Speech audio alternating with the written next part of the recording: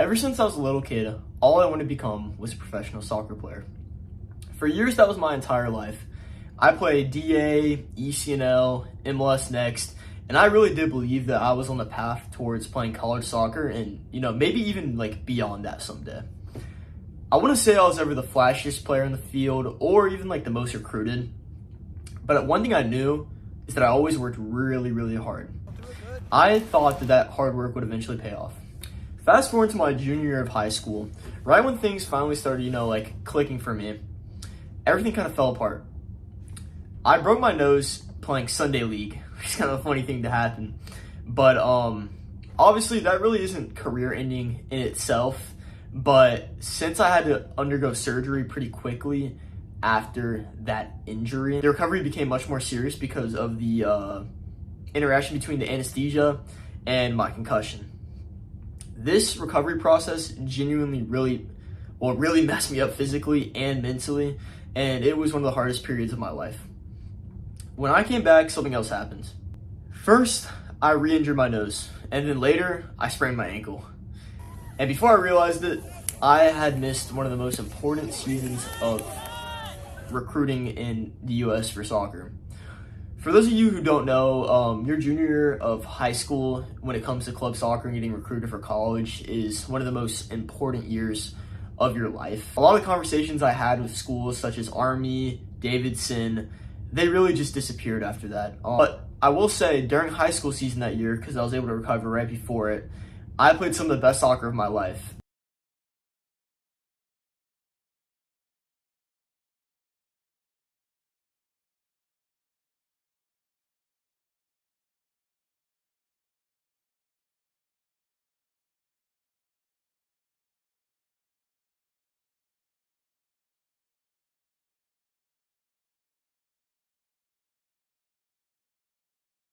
Even carried on to a camp that I went to in Notre Dame, where I genuinely think I played the best I ever had in my entire life.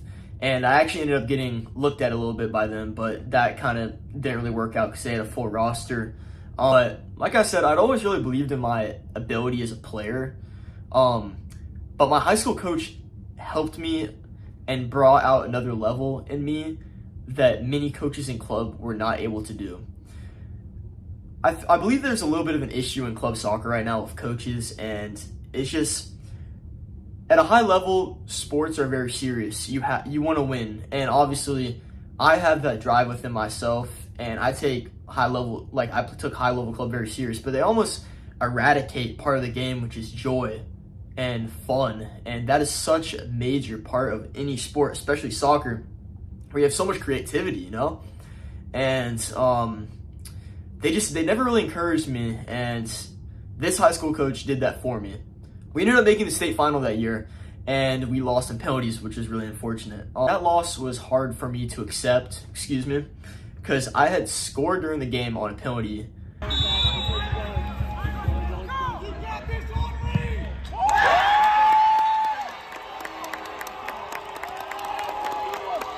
But later in that game, when it went to penalties, when it was a penalty shootout, my penalty got saved.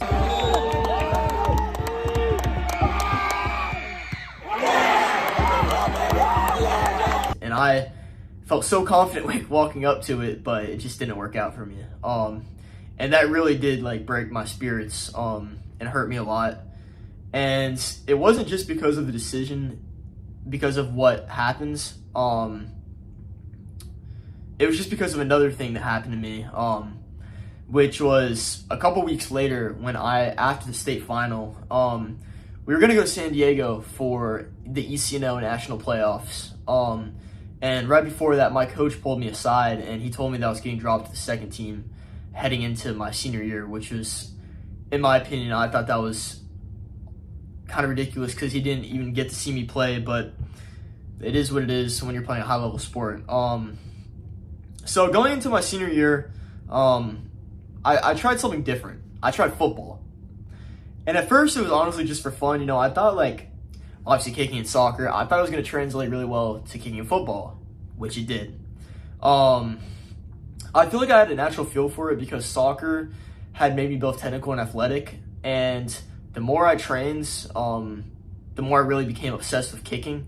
However, though, at that time I was still pursuing soccer. I was still trying to get recruited for soccer, and I'd actually joined another club to continue playing soccer at a high level, and I played MLS Next. And we went to a bunch of showcases. And like I said, I continued trying to get recruited for soccer. And my team ended up going to MLS Next Fest in California. It's actually where they hold a huge music festival. I can't think of the name right now, but I'll put it on the screen. But after the showcase, my team hadn't really gotten too many looks, and it just didn't really help me too much. I had some attention from smaller schools, namely D3s. But deep down, I knew my heart wasn't fully in soccer. I just was so burnt out from these coaches and everything I'd gone through, you know. And when I was in California, something happened that completely changed my future, and that was that I got into the Georgia Institute of Technology. Go Jackets! But at that time, it really felt like a safety net if soccer didn't work out. But eventually, I had to make one of the hardest decisions of my life. And, you know, I could keep chasing soccer, or I could let go of the dream I had since I was a child to play professionally and to play at a high level. And I almost committed to a smaller D3 school because of the coach. He was an amazing guy. But I knew what not committing meant, and I ended up making that decision. And that decision really did hurt me a lot. When you play a sport for a long time, I'm sure many of you guys who are watching this know, if you just suddenly stop playing, it's like a part of you dies. But I did this because I knew that by going to Georgia Tech, I would set myself up better for the future, and much better than I would be setting my life up at a D3. But even though my soccer career for the future, I guess you could say, ended, we did make the state final that year for my high school again. And we ended up winning, which was amazing. 5, 4, 3, 2, 1.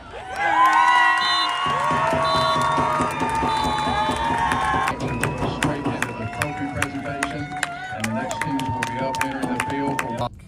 And that was literally a perfect end to that chapter of my life of playing soccer. I did it with a group of guys I will never forget. An amazing group of guys, fantastic group of guys. And second that game really ended, I felt like I knew what I wanted to do, and that was to pursue football kicking. And that is what I've been doing ever since. I've been trying to join the Georgia Tech football team and try to walk on. It has not been easy, let's get that clear. Part of the reason I chose to do this was because I felt that soccer was, kicking was so much different than soccer. So much of soccer depended upon, you know, politics, coaches, and circumstances that were outside of your control, but kicking really did feel objective for me. It felt like pure metrics, something that I could control myself. And honestly, the ball really either goes to the uprights or it doesn't. So that summer, I trained relentlessly. Early mornings, 2 a days, sometimes even 3 days, and I did this almost always alone, and it was very hard. I really did become obsessed with this idea of walking the Georgia Tech football team. But once I got to school, like I said, reality quickly hit. I tried to get a tryout. I tried to get anything I could. I even ended up going up to a coach outside the stadium and asking for his contact, and you know, it's just constant rejection. But I kept training throughout the semester, kept pursuing it, kept working hard, but eventually through a contact, I found Instagram. I got invited to a king camp during my first semester, and after performing well there, the coach running the camp contacted someone on the Georgia Tech staff. And a few days later, I received a call about asking about my size and whether I was currently a student at Georgia Tech. And he told me that I would be able to get a tryout, be able to train with them at some point during the next semester, during the spring semester, which I was ecstatic. I was jumping out of the roof. I was going crazy when I got that message, that call. it meant so much to me because almost all the work I'd put in up to that point had been completely alone and without any validation, and I finally had gotten a little bit of validation.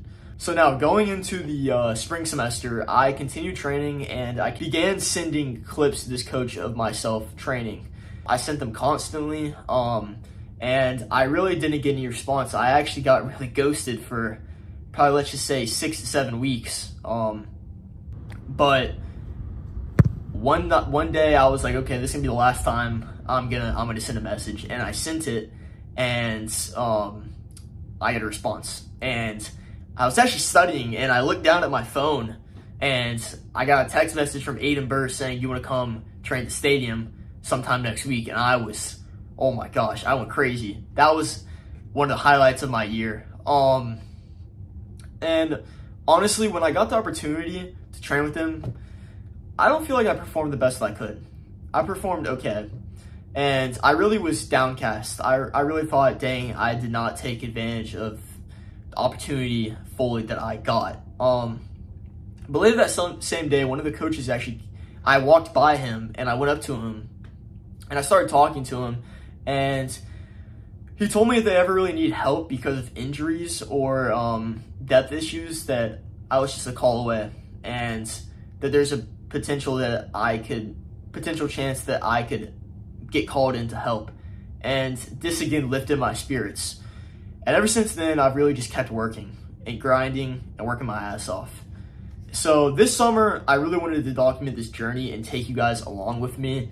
I just want to show you guys what it's like to just try to walk on the football team and do something that many people don't try to do, and something that's really, really hard and not easy. So whether this works out or not, I want to bring you guys along for the journey, and I hope you guys enjoy this series. And yeah, have a great rest of your day.